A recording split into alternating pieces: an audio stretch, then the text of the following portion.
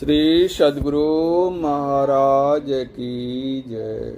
प्रातः स्मरणीय अनंत श्री घोषित परमाराध्य संत सद्गुरु महर्षि में परमहंस जी महाराज का प्रवचन सगुण निर्गुण की महिमा। इस प्रवचन का प्रथम भाग महर्षि में ही सत्संग सुधा सागर। बंदो गुरु पद कंद कृपा सिंधु नर रूप हरि मोह तम पुण्य जासु वचन रवि करनिक। प्यारे लोगों, ईश्वर स्वरूप के निर्णय के लिए चार शब्द निर्गुण, सगुण, साकार और निराकार बहुत प्रसिद्ध है और लोगों ने इस पर बहुत विचार किया है। गुण का अर्थ है स्वभाव। स्वभाव तीन प्रकार के हैं। एक वह है जिससे उत्पत्ति होती है, दूसरे से पालन और तीसरे से विनाश होता है। जिससे उत्पन्न होता है रजोगुण, जिससे पालन होता है उसे सतोगुण तथा जिससे विनाश होता है उसको तमोगुण कहते हैं। ये तीनों मूल में इस तरह मिले जुले हैं कि उससे भिन्न भिन्न कर कोई वहाँ अर्थात मूल में जान सके कि यह रजोगुण है, यह सतोगुण है, यह तमोगुण है, नहीं होता है।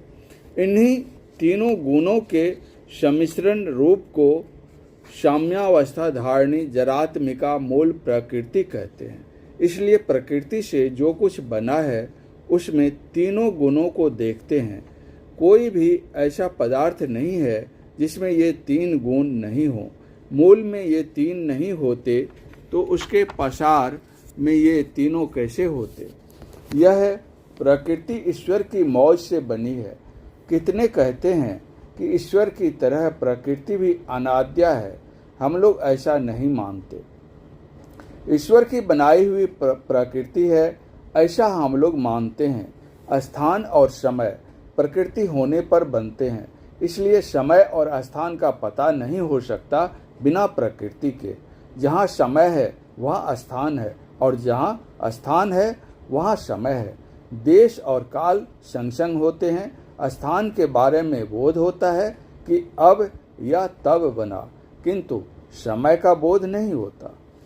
जब स्थान बना तब काल था। बिना प्रकृति के देश और काल का बनना नहीं होता। प्रकृति से जो बने सबसे पहले देश और काल बने। देश और काल ही माया का पसार है। तीन गुण ईश्वर कृत हैं और इन्हीं तीनों गुणों से युक्त को सगुण कहते हैं और इनसे रहित को निर्गुण कहते हैं। सगुण कहने से निर्गुण का ज्ञान आप ही होता है। सहित कहने से एक ही पदार्थ का बोध नहीं होता, दो पदार्थ का बोध होता है। सगुण कहने से एक तो वह है जो गुण के लिए हो, दूसरा गुण। निर्गुण जब गुण के साथ हुआ तब सगुण हुआ। मूल में निर्गुण है वह सगुण। प्रकृति गुणमयी है, इसलिए मूल स्वरूप निर्गुण ही है। सगुण कहते किसको है? संसार बना और ईश्वर उसमें सर्वव्यापक रहा। ईश्वर जो व्यापक हुआ वह सगुण ब्रह्म व सगुण ईश्वर है। ऐसा भी लोग कहते हैं कि जो संसार रूप है उसमें जो व्यापक है वह संपूर्ण सगुण ब्रह्म है।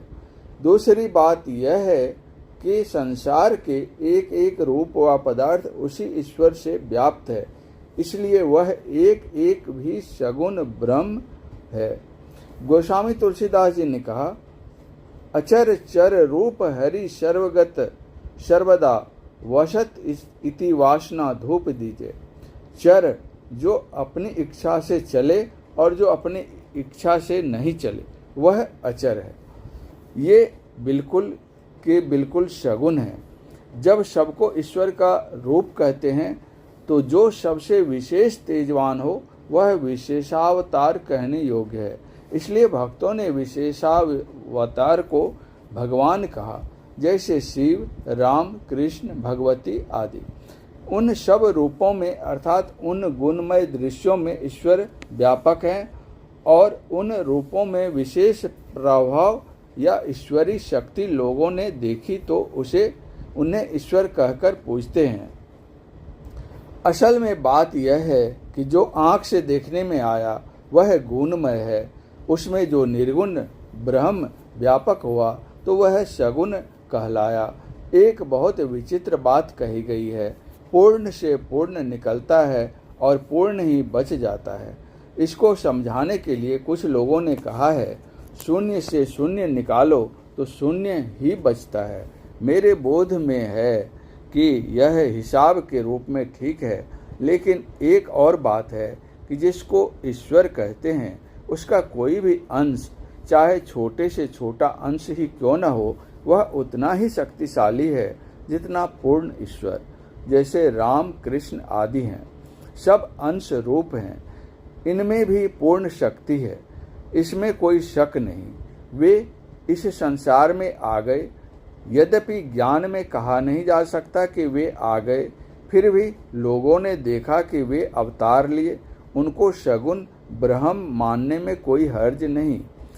एक तो संपूर्ण प्रकृति मंडल का एक रूप मानिए, उसमें व्यापक सगुण ब्रह्म है, और एक एक रूप को अलग अलग मानकर व्यापक मानिए, वह भी सगुण ब्रह्म है। फिर लोगों को शंका होती है कि जिस तरह की शक्ति शिव, राम आदि में प्रकट हुई वह हम लोगों में नहीं। इन लोगों ने बहुत तप किया, साधन किया। तप बल रचई प्रपंच विधाता, तप बल विष्णु सकल जग त्राता, तप बल शंभु करहि संघारा, तप बल शेष धरहि मही भारा। तप आधार सब सृष्टि भवानी, करहि जाई तप अस जिय जानी। रामचरितमानस बालकांड। उनकी शक्ति बढ़ गई।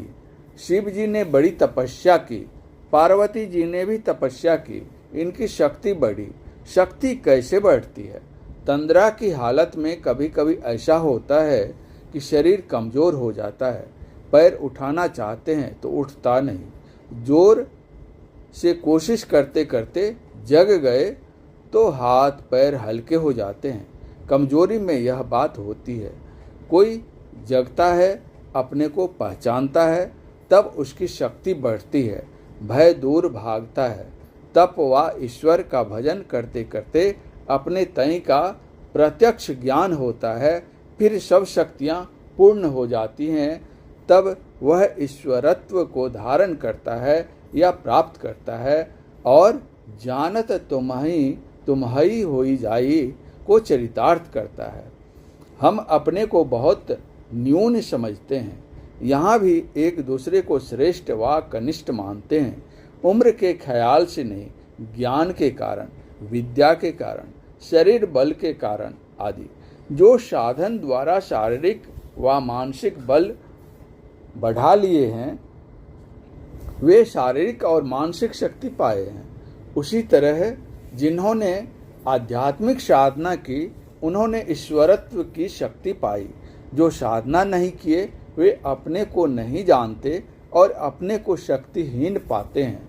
श्री राम श्री कृष्ण ने तप किया, उनमें अपनेपन का ज्ञान हुआ, उनमें भी शक्ति आ गई ईश्वरत्व की। इसलिए पूर्ण में से पूर्ण निकलता है तो पूर्ण ही बच जाता है। इस प्रवचन का शेष भाग अगले प्रवचन पाठ में। परम पूज्य गुरुदेव का यह प्रवचन पूर्णिया जिला अंतर्गत श्री संत मत सत्संग मंदिर मधुबनी में दिनांक 30/3/1963 ईस्वी को रात्रिकालीन सत्संग में हुआ था। श्री सद्गुरु महाराज की जय।